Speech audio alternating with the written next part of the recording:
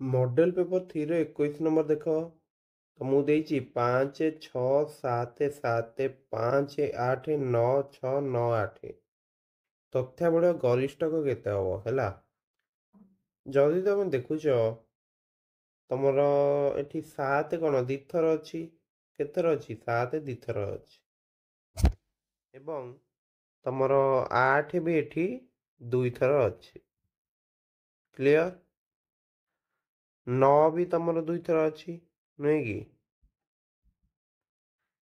जब तुम देखुच 6 भी तुम दुई थर अच्छी 5 भी दुई थर अच्छी तो 5 6 7 8 9 सब जाक दुई दुई थर अच्छी तो को भी संख्या गोटे सर्वाधिक थर नाही समान थर अच्छा तो ये आम कहीपर जे तुम गरिष्ठक नाही यदि मनकर 5 3 थर था आम कही था गरिष्ठकटा 5 किंतु सेमती होनी एठी ओके 22 नंबर देख x1 x2 x3 प्रभृति n संख्यक लब्धांकर माध्यमान m हेले तो मुझे देइछि i1 to n xi minus 7 मान केते हबो तो देख तमर जेतु माध्यमान m अछि ताले एतिकी संख्यक लब्धांकर समष्टि केते हिजो nm हिजो ना nm बाइटा मु लिखि दोछि mn हला mn कारण माध्यमान को m अछि माध्यमान केते m अछि एवं लब्धांश संख्या n तो समष्टि केते mn आसी जिवो एवं प्रत्येक रु जदि तमे 7 माइनस कर यार अर्थ होछि i to 1 n i to 1 to n ର अर्थ कोन प्रति लब्धांक रु तमरो माने x1 माइनस 7 तापर हम तमे कोन करियो x2 माइनस 7 तो प्रति लब्धांक रु 7 माइनस करा जिवो टोटल लब्धांक केतोटी अछि nt ताले 7n टोटल माइनस कराला ना ताले को ऑप्शन अछि देखो तमरो सी होछि आंसर क्लियर 23 नंबर कौन देइछि जदि 21 23 25 26 27 28 29 30 लब्धांक गुड़िक मध्यरु लब्धांक 28 को काढ़ी दिया जाए तेबे मध्यमा केते कमी जिवो ताहेले तुम लब्धांक गुड़िक केते रहिबो वर्तमान 21 23 25 26 27 29 30 टोटाल लब्धांक तुम केतेटा रहिला 1 2 3 4 5 6 7टी 7टी लब्धांक अछि माने तुमर लब्धांक मध्यमा केते रहिबो 7 प्लस 1 बाई 2 तम स्थान जोटा अछि से उठे हो मझिरे जोटा अछि एटा होछि कोन चतुर्थ तो एठी तम लब्धांक सॉरी एठी तम मध्यमा होछि 26 किंतु पूर्वरु तमर ए टोटल केते 8टा लब्धांक थिला नुहे कि 8टा लब्धांक अछि माने मझिटा नबो ता परटा नै जिवो हला ने 8 बाई 2 तमटा नै जिवो जोटा कि होछि चतुर्थ माने एई दीटा लब्धांकर तुमको हाराहारी नबाक पड़ियो नुहे कि तो हाराहारी नब माने कौन करियो दीटा जाको फास्ट मिसई दबो मिसई देला पर कौन करियो ना 2 रे डिवाइड करियो तो 53 बाई 2 53 बाई 2 तुमर केते हिजो पिला माने तुमर हे जिवो 26.5 नुहे कि ताहेले मध्यमा तमर केते कमी जिवो पूर्वरु थिला 26.5 हेला केते 26 तो 0.5 ही कमी 26.5 रु 26 माइनस कले केते होची 0.5 ताले डी होची आंसर पिला माने बुझी पारला तो इजी अछि नेक्स्ट देखो 24 नंबर तुमको देइछि 3 4 एवं 1 माइनस 2 बिंदु द्वारा संयोजक रेखाखंड को 2 अनुपात 1 अनुपात रे बहिर्विभाजन करुवा बिंदुर स्थानक निम्नलिखित मध्य केउंटी तो फॉर्मूला समस्त जानिच mx2 फॉर्मूला तुम ये दुटी रहिबो ना mx2 minus nx1 minus m minus n एवं my2 minus ny1 ny1 minus m minus n।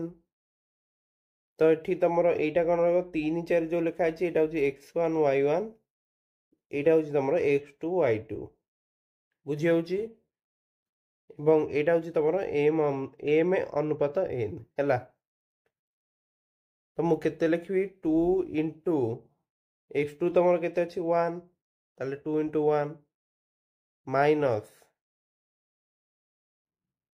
1 into x1 तुम के 3 तले हूँ m माइनस n माने 2 माइनस 1 क्लियर। आउ गोटे पॉइंट तुम के 2 into minus 2 minus n y1 नहीं कि 1 इंटू 4 तले हूँ तुम 2 माइनस 1 क्लियर। तो ये केते ही जो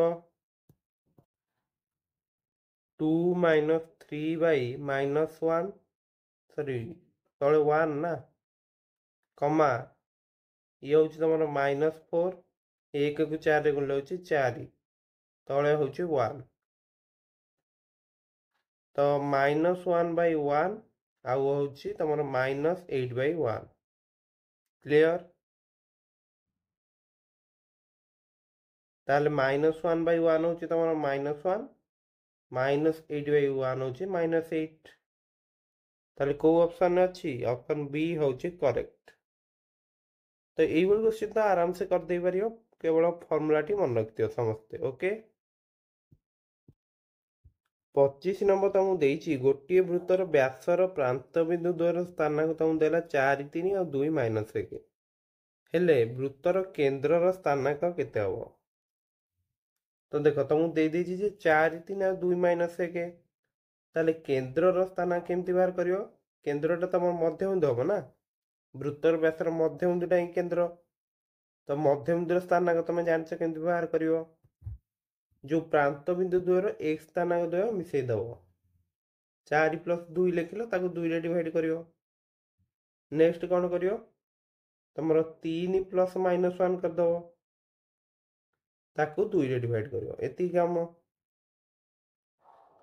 तो यहाँ तुम आसला 6 बाई 2 यहाँ केते आसीबो एटा 2 बाई 2 तो 6 बाई 2 हूँ 3 2 बाई 2 हूँ 1 ताले ऑप्शन ए हूँ करेक्ट पूरा इजी क्वेश्चन अच्छी। तो स्थानांक जमीती तो सब क्वेश्चन ठीक कर पूरा इजी रोचे। नेक्स्ट 26 नंबर देखिया नेक्स्ट देख 26 नंबर तो मुझे A00 B54 C-28 शीर्ष बिंदु विशिष्ट त्रिभुजर क्षेत्रफल केते वर्ग एकक रहिबो।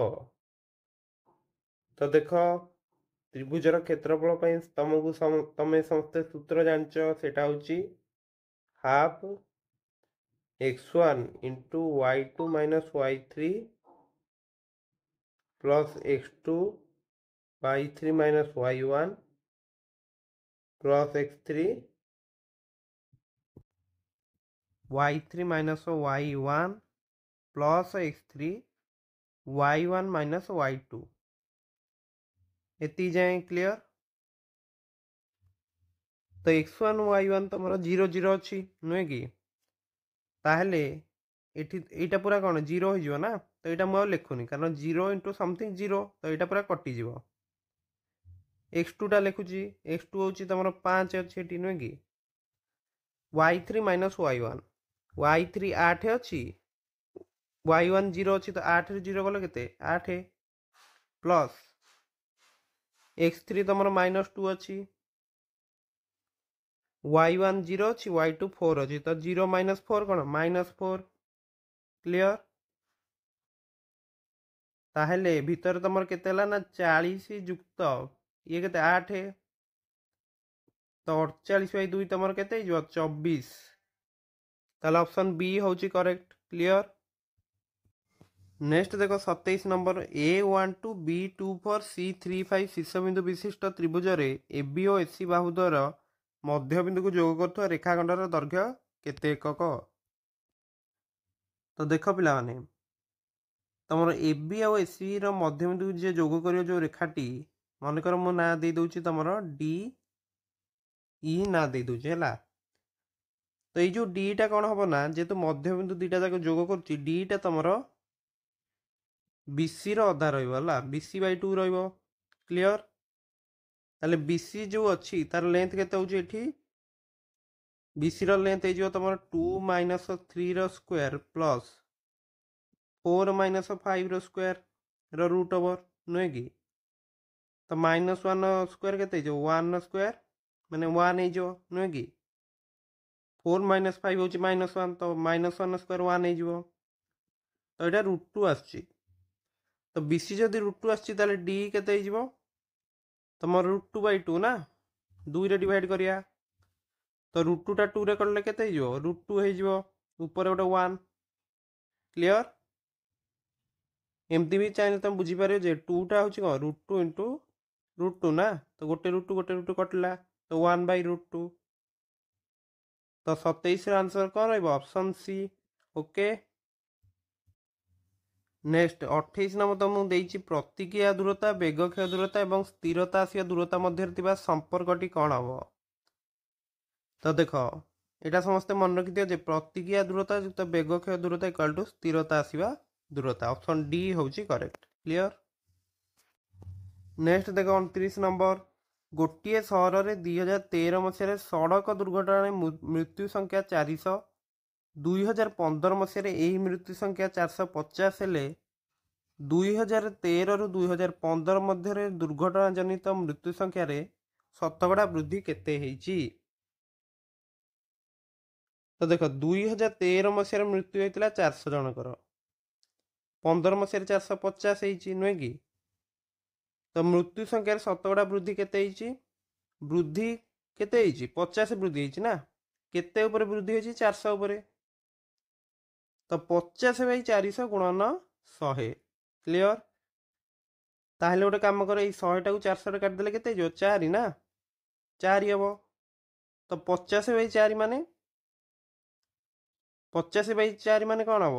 12 ପୂର୍ଣ୍ଣ 2/4%। କିମ୍ବା ଏଇଟା ଆମେ ଲିଖିପାରିବା ଯେ 12 ପୂର୍ଣ୍ଣ 1/2% ହେଲା। ତ ଇଜି କ୍ୱେଶ୍ଚିନ୍ ଥିଲା, ଏ ହେଉଛି ଆନ୍ସର। 30 ନମ୍ବର ଦେଖ, ଏକ ସଳଖ ରାସ୍ତାରେ କ୍ରମାନ୍ୱୟରେ ପୋତା ଯାଇଥିବା କିଲୋମିଟର ଖୁଣ୍ଟିଗୁଡ଼ିକୁ ଯଦି 00, 40 ଏବଂ 80 ସ୍ଥାନାଙ୍କ କ୍ରମରେ ରଖାଯାଏ ତେବେ ଅଷ୍ଟମ ଖୁଣ୍ଟିର ସ୍ଥାନାଙ୍କ କେତେ ହେବ? ତ ଦେଖ, ପ୍ରଥମ ଖୁଣ୍ଟିଟା ହେଉଛି ତମ 00, ଦ୍ୱିତୀୟ ଖୁଣ୍ଟିଟା ହେଉଛି 40, ଏମିତି କଣ୍ଟିନ୍ୟୁ ହେଇ ଚାଲିଛି। ତ ଅଷ୍ଟମ ଖୁଣ୍ଟିଟା କେତେ ହେବ ସିଏ ତମକୁ ପଚାରୁଛି। ତ ଏଇଠି ଆଉ ତମେ ଦେଖିବ ଯଦି 4 4 ବଢ଼ି ଚାଲିଛି ହେଲା, ତୃତୀୟ ଖୁଣ୍ଟିଟା ସେମିତି 8 0 ନଥିଲା କି? ତାହେଲେ ଏଇ ଯେଉଁ ଅଷ୍ଟମ ଖୁଣ୍ଟିଟା ତମ ରହିବ କେତେ? ତମେ ଦେଖିବ ଯେ 3ରୁ 1 ମାଇନସ୍ କରାଇକି 4ରେ ଗୁଣିଲେ 8 ଆସୁଛି। ତ ଅଷ୍ଟମ ଖୁଣ୍ଟି ପାଇଁ ସେୟା କରିଦେବା। ତାହେଲେ 7 ଗୁଣନ 4, ତାପରେ ହେଉଛି 0। ତ କେତେ ହେବ? 28 0 ହେବ ନା। ତ B ହେଉଛି ଆନ୍ସର। କ୍ଲିଅର?